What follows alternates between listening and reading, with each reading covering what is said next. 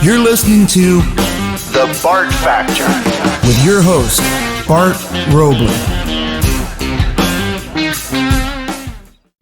Hello, everyone. This is Bart Robley, and you are listening to my podcast, The Bart Factor. I want to thank everybody who is listening to this, and I want to thank a couple of my friends that reached out to me and asked me to start doing my podcast again. This is the first one I've done in a little over a year or thereabouts. I'm not exactly sure of the timeline, but it's been quite some time. And a couple of my drummer buddies reached out to me and said, "Hey, man, you really should start doing your podcast again. We really liked it and always listened to it. So here you go. I'm back up and running and and doing it again." So today is April 27th, 2020, and we are in the middle. Hopefully, we're at the end of this COVID-19 coronavirus thing.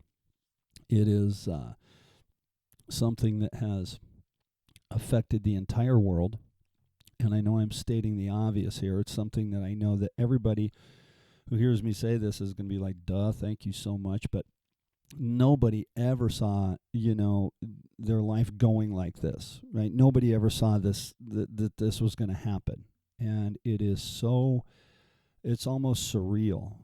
I live in Southern California, and people are starting to come out and about again, and people are starting to get out and do their thing. But for a while, it was so surreal to get on a freeway, the 5 freeway, going through Anaheim or into Los Angeles, and there was nobody there. It just no cars. It was like being in a zombie movie. It was absolutely horrible.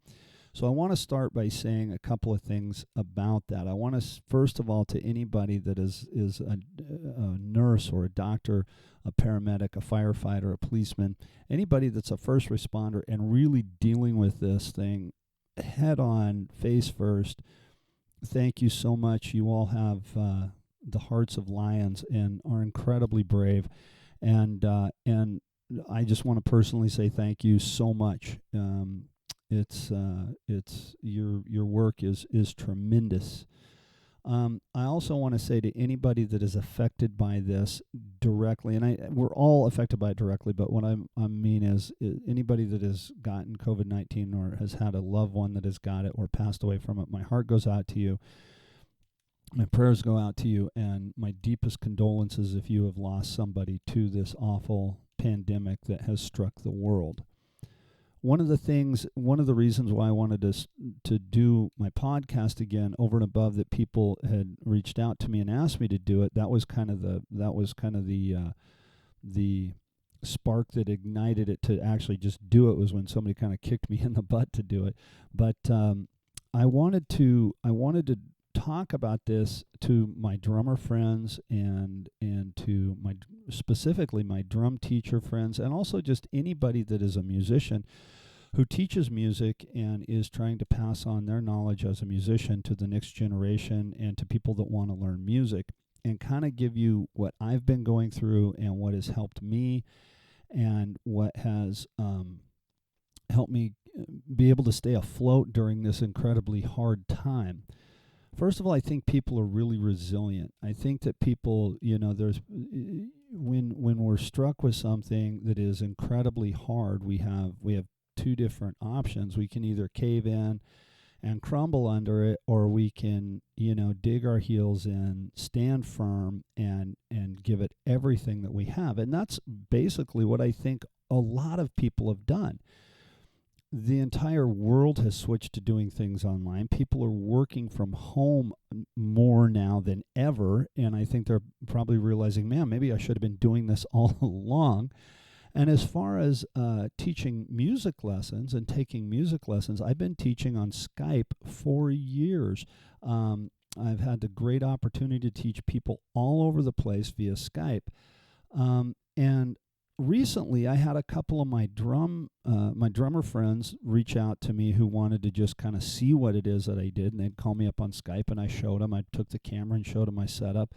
A couple of them took lessons from me. A couple of my drum students who are also drum teachers, they kind of wanted to, they had to get their thing going.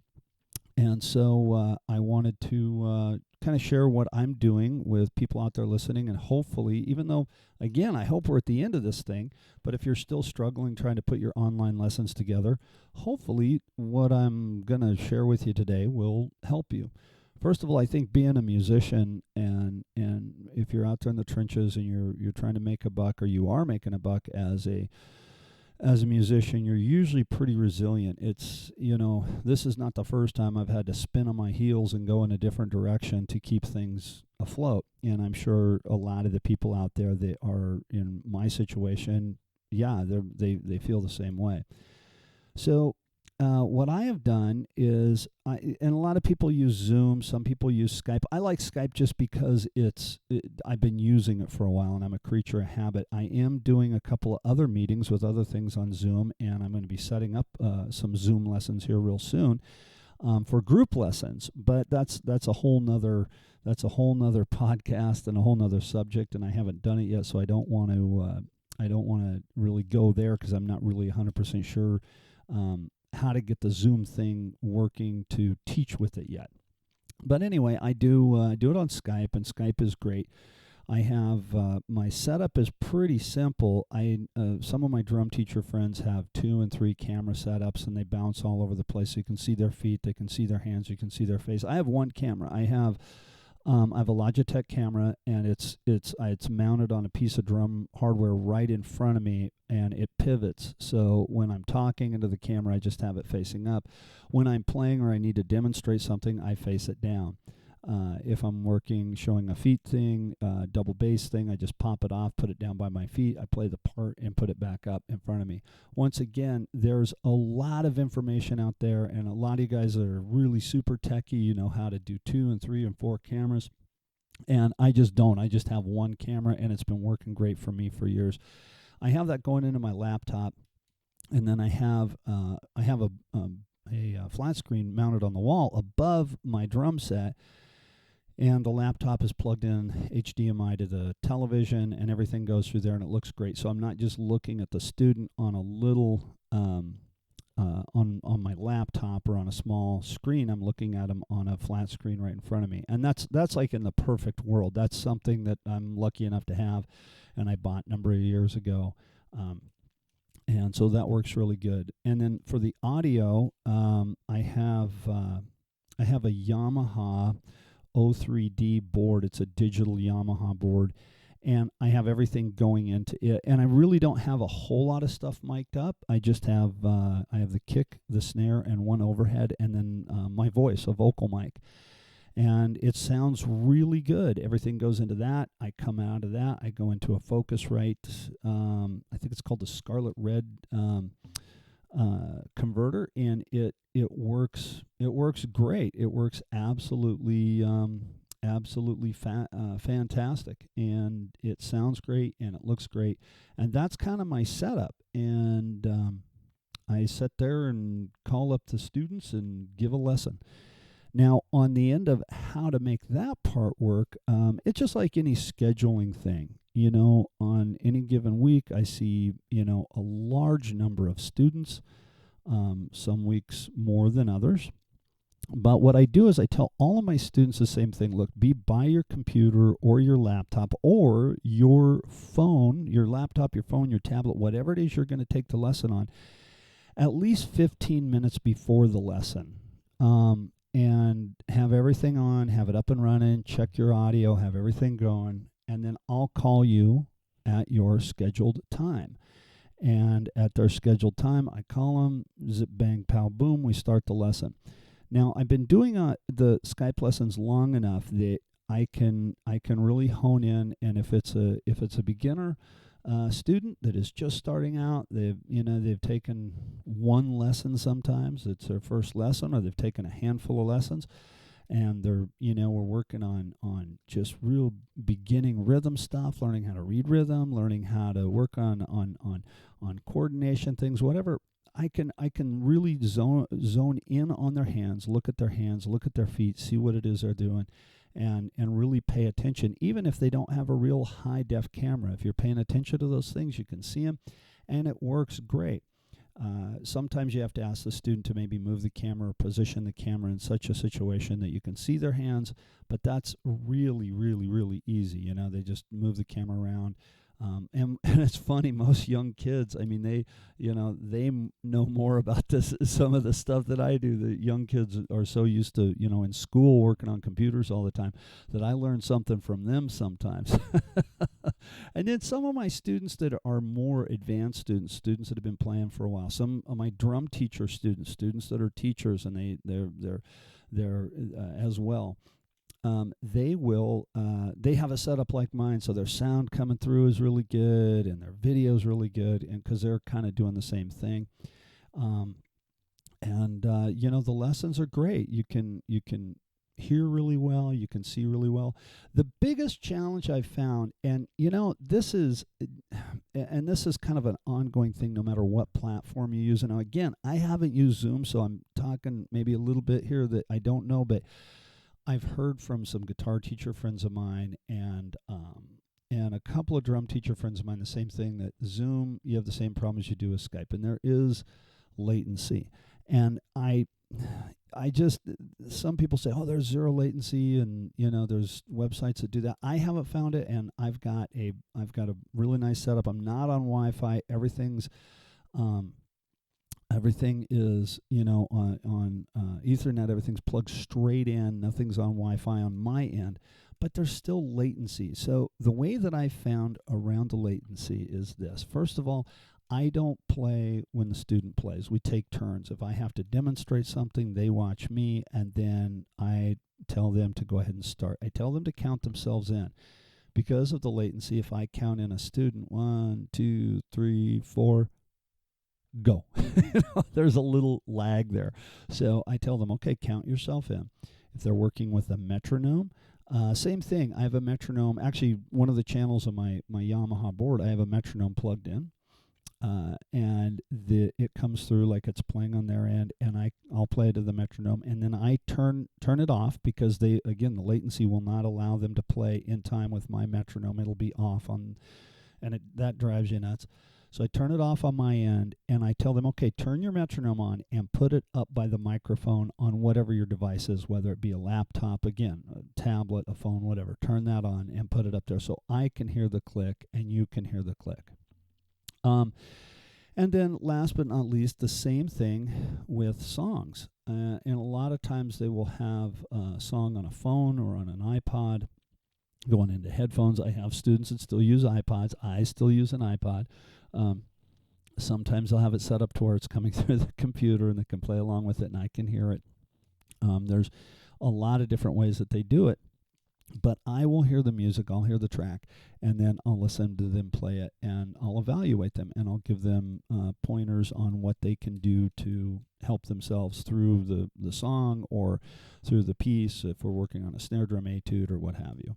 And all of those things work really, really, really well. There is a slight, once again, if you're used to teaching in an environment one-on-one and you're right there with the student, you gotta kind of, really, rethink little things like that. But for the most part, it's really, it's not that big of a deal. I think the hardest thing for me is sometimes if I have a student that's wailing away on something and they're playing, and I want to stop and give them a pointer, they're not looking at the computer, they're looking at the screen, and they just keep going, and I'm over there screaming, hey, stop, and you just let them play it out.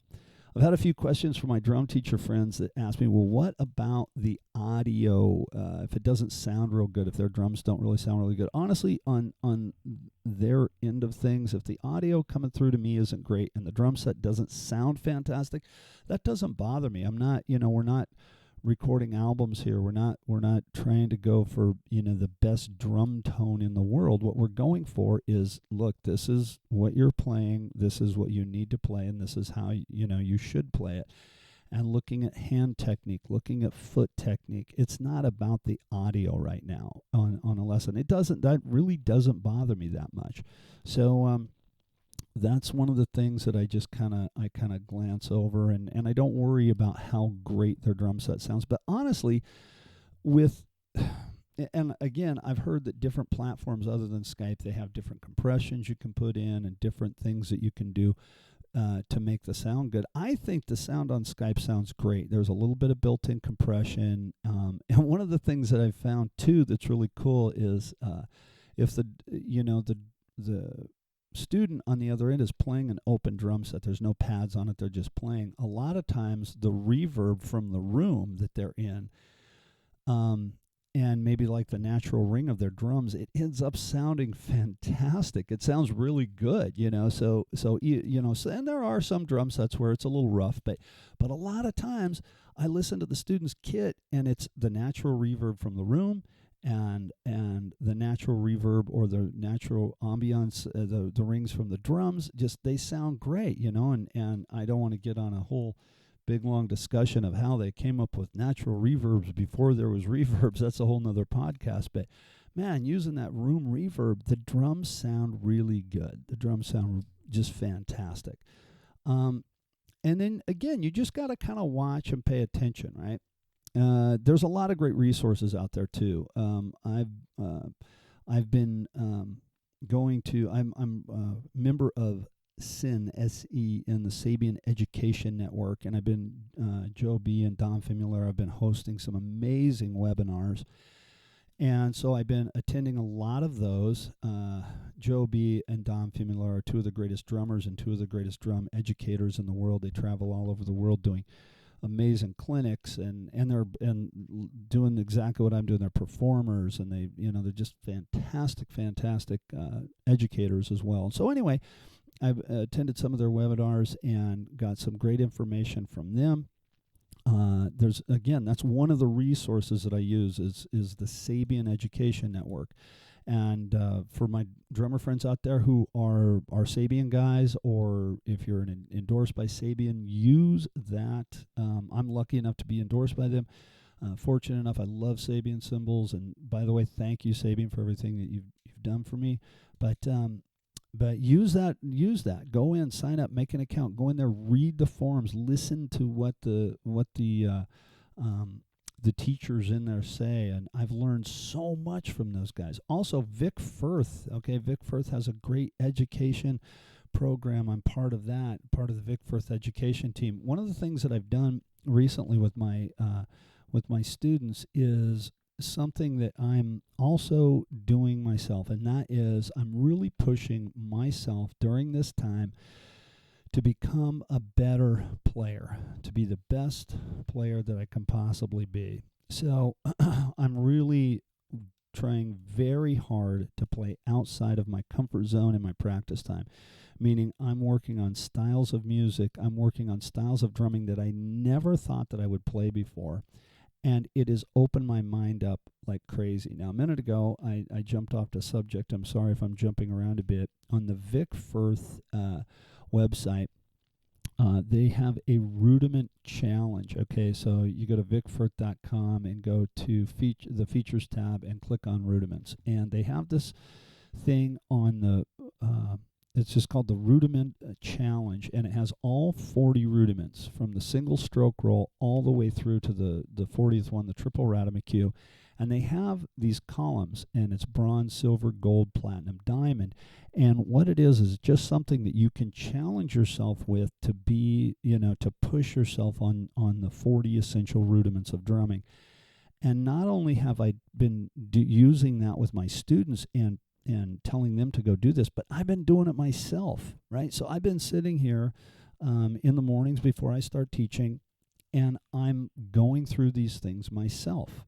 And then, like I said a second ago, I'm working on new styles of music that and it wasn't even that I wasn't interested in them. I just never took the time to do them. And I think that's the lazy way out. It's really easy to be, to kind of pigeonhole yourself as maybe a person that plays one style of music. And there's nothing wrong with that. I have my favorite styles of music to play too, but I think the better you are at playing all styles of music, playing styles of music that you never, if you're a jazz guy and you want to play heavy metal, or you're a heavy metal guy and you're like, hey, I'm going to work on some sambas and some bossa novas, and I'm going to work on some some reggae music, you're more employable. And I think that that is super important, being employable, right? Be out there, be employable. Also, take lessons. Hey, man, I don't care if you're a teacher or not. My great-grandfather always used to say,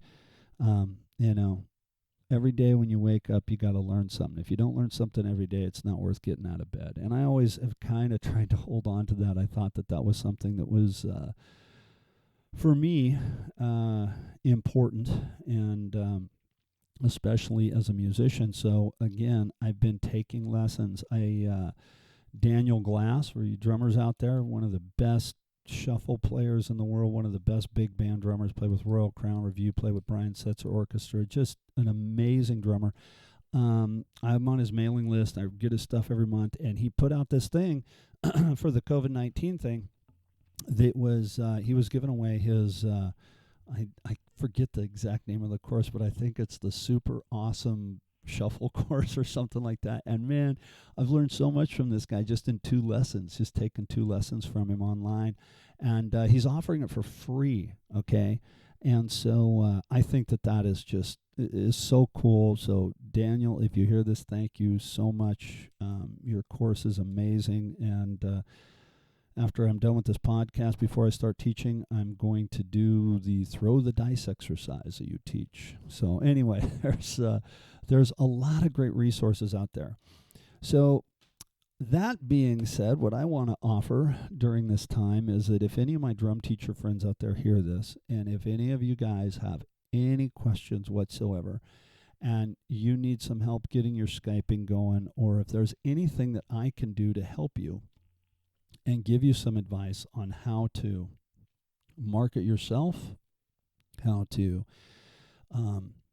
market your teaching ability or teaching skills, or you just want to brush up on something that I have in my bag of tricks, I am more than happy to work with you. And if you reach out to me, however you want to reach out to me, I'll give you guys, if you're a drum teacher friend of mine, it's yours for free. You let me know, and we will set up a time, and we'll make this happen. So once again, I want to thank you so much to the people who have reached out to me and said that they wanted to hear my podcast again, and they wanted me to get it going. I promise you that this one is not going to be the last one. I'm going to try to do this once a week. I'll do another one. Again, today is April 27th, Monday morning, April 27th. I already have a list of 5 different podcasts that I want to do and subjects that I want to talk about. And I wanted to kind of roll this one into the COVID-19 thing and helping my drum teacher friends and not just drum teacher friends, but music teachers, people that have that want to educate people on how to play music. And you know what? I didn't touch on this. Let me back up just a minute before I end the podcast. I forgot to say this. One of the things that I learned through this whole thing too is that the setup that I described that I have for my Skyping, you don't need that. You really don't need all that stuff to give Skype lessons. Dom Fimulero said this in one of the webinars. He goes, "Hey man, if you've got a cell phone and you have either Skype or FaceTime or whatever on your cell phone, you're in business." And Dom is one of these guys that he teaches all the time. When he's on a clinic tour, he'll teach online in a hotel room. And honestly, when the world opens up again and I go back out on the road with the Sam Morrison Band, that is one of the things that I'm going to be doing. Is I'm going to be, especially if I'm in a place where we're playing in one town for 3, 4, or 5 nights, I am going to give Skype lessons while I'm in town from my hotel room and work on technique with some of my students, and because that is something that he does. And so yeah, you don't need a big setup. If you have a tablet, you have a laptop, you have a practice pad, a pair of sticks, and a good attitude about it, you can do it too. So again, you don't need all that gear. And this is stuff that I've just collected over the years that I had here at the house, that being of all the years in the music business. So anyway, thank you guys so much for listening. I hope this was helpful.